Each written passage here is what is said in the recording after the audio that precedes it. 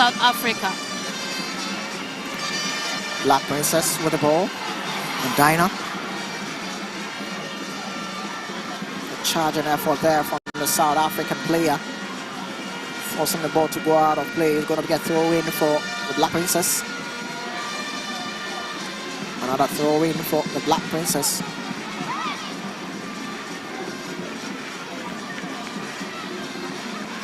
We've done 2 minutes of the 4 minutes additional time. And it is Marion who sends the ball in. And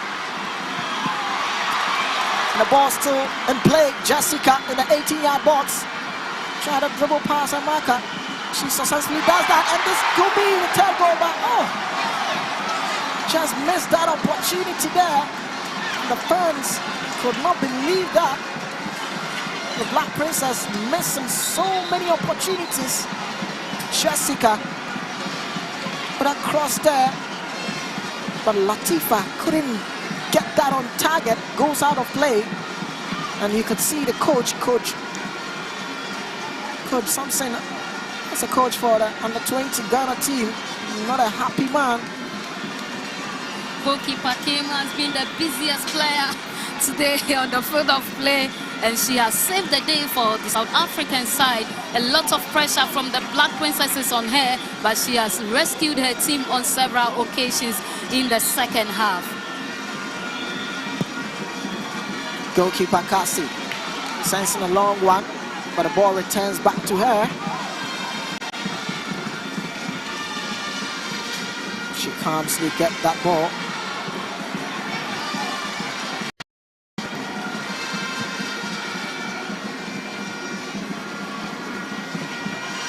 Left to just some seconds to go in the additional 4 minutes, but there comes Ivy Owusu with the ball for the Black Princess team. Ball still with the Black Princess team. The ball gets back to Esther. Esther spread the play to the right side.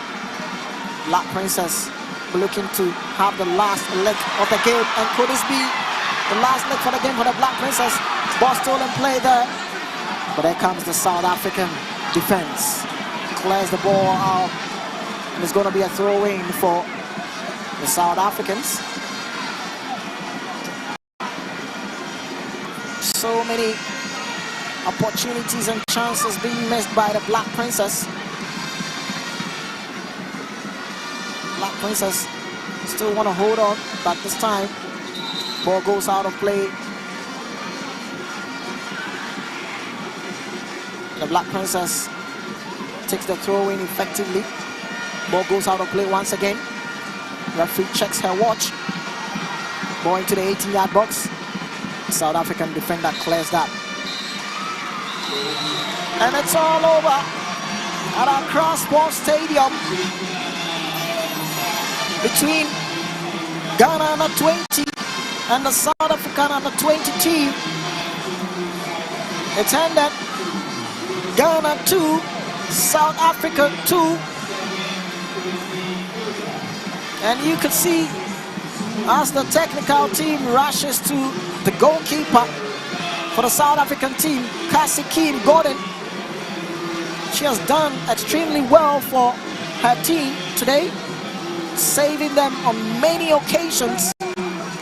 Could have seen a different score line if not for Cassie Kim Gordon. But I can't say the same for the Black Princess. They could have done better. Missed a couple of chances. I must say the resilience nature from the South African team. A lot of emotion going on there, and Coach Samson is not a happy man at the moment. A lot of chances that the Black Princesses created in the second half and even in the final minutes in action time. And Coach Team Manager Fafali encouraging the girls, the Black Princesses, and the South Africans are happy with the performance of their goalkeeper Kim. No wonder she is the captain for the side, and the scoreline remains 2-2 at the Accra Sports Stadium. Yeah, the scoreline remains 2-2 at the Accra Sports Stadium. Goals are coming from Linda Owusu Ansa and Agnes Yabua for the Ghana team, whereas Zoe October and also Koza for the South African team, making it a 2-2 apiece at Accra Sports Stadium. This is the African Qualifiers FIFA Under-20 Women's World Cup, Poland 2026, and it ended Ghana 2, South Africa 2.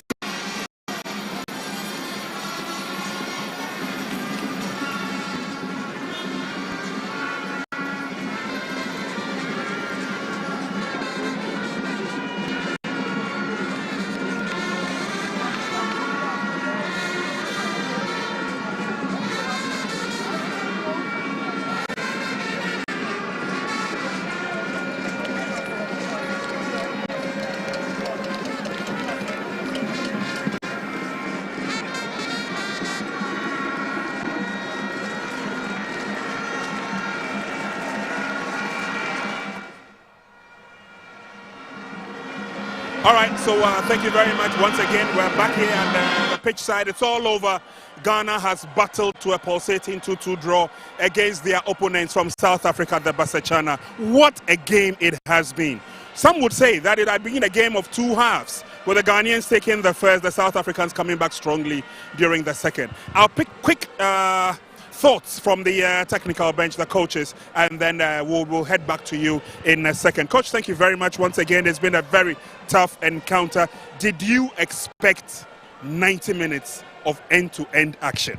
Most definitely, because of what we did. We analyzed Ghana. We know with set plays they're very good, and we're looking at their physically. So when we went to the change room, I just told the girls to keep the ball. Let's play the ball more. Let's play the ball more, and then make sure that when we defend the set pieces, we organize ourselves. Because if you can look at the first goal, it was more no communication from the goalkeeper. They were supposed to move out, because now we saw what they were trying to do. Then when he came back, I just told the girls, you know what, let's keep the ball and find those forward passes. And then I'm definitely sure that's why I was telling them that they can do it. But honestly, it was a great game. It was a game of character. Yep. Two halves. It shows everybody wants it. But at the end of the day, I think it's a fair result. It's a fair result, which means that you go back home and prepare adequately for the second leg, because Ghana will be visiting. What do you think will happen in that game based on what we saw today?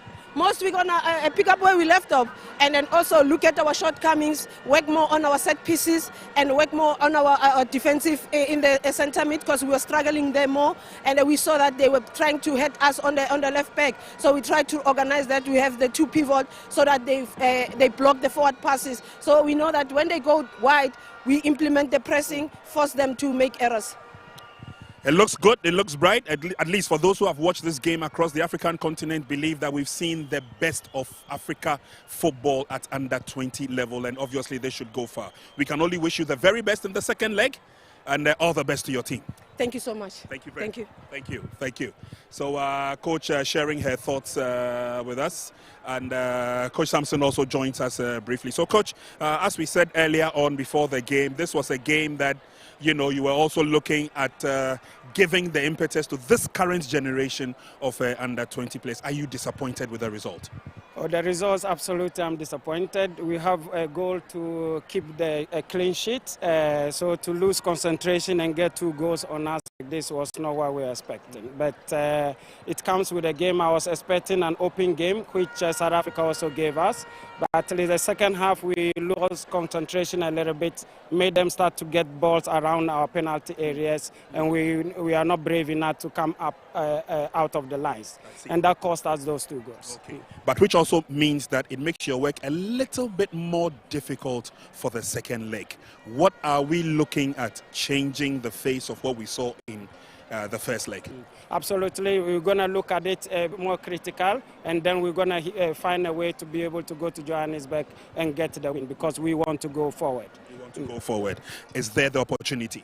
Absolutely. I love the way the South Africans play. They are brave enough, but we are up to the task. We'll go home to their home and make sure we go further for the qualifications. We can only wish you the very best. Thank you very much. Thank you too. All right. So Coach Sampson sharing his thoughts with us. Let's also have a brief chat quickly with the lady who stood between the goalposts for South Africa. And first of all, congratulations. Such a wonderful job your team has done. How did you see this game? Was it that tough for you? Thank you so much. Obviously, Ghana, an incredibly tough team, as we saw today. It was end to end, and yeah, it was just insane. Very proud of the girls. To come back once in a game is incredible. To come back twice, it's insane. We worked so hard for it, and I'm very proud of the girls. Does this result mean that it's going to be a difficult encounter for you when you go back home? Definitely. I think we'll just have to work on certain things. Now we know how they play, they know how we play, so we just need to work on ourselves, and we are ready for the game and we're ready to qualify for the World Cup. I see. You had 11 players on the field you play against, but then we also have the crowd, the fans. Did that worry you at any time of the game? Obviously, playing away any time home, first or second is tough, but you know, it's all part of the game, and all of us are trying to learn and improve, so for us it was another challenge, and I think we did incredibly well. We wish you the very best in the second leg. Thank you. All right, so goalkeeper also sharing. She did very well in post for the South Africans. But yes, a proud Ghanaian captain. She led the forces by example. They played their hearts out, and we obviously would find out from her.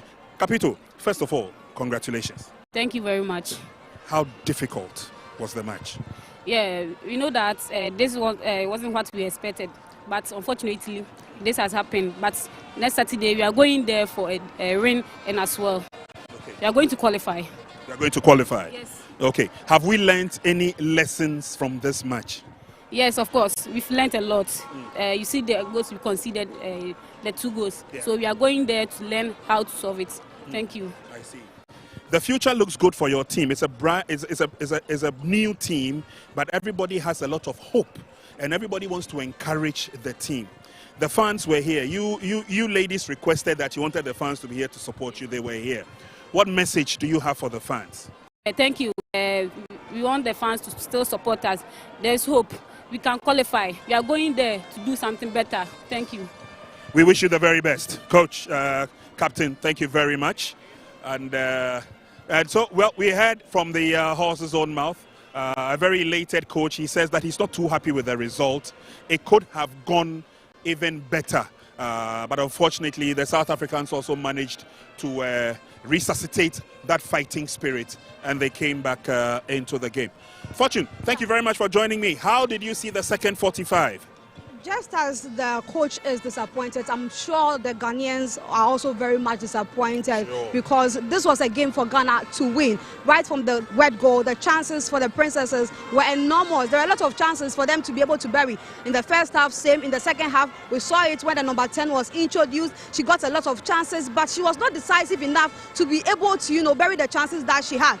The goal that Ghana conceded, that goal could have been avoided completely. You allowed the South Africans to come into your box, massage the ball, and then be able to score that goal. It could have been avoided by the Ghanaians, but unfortunately, it had to go into the box. Now they are going into the second leg with a draw. It's not a good one for Charles Sampson, because they are going to the home of South Africa. If you had any chance, to be able to win, it's at your home. They could have won this game at the home. But they failed to win the game, and so they'll have to go, Does this put pressure on the Princesses?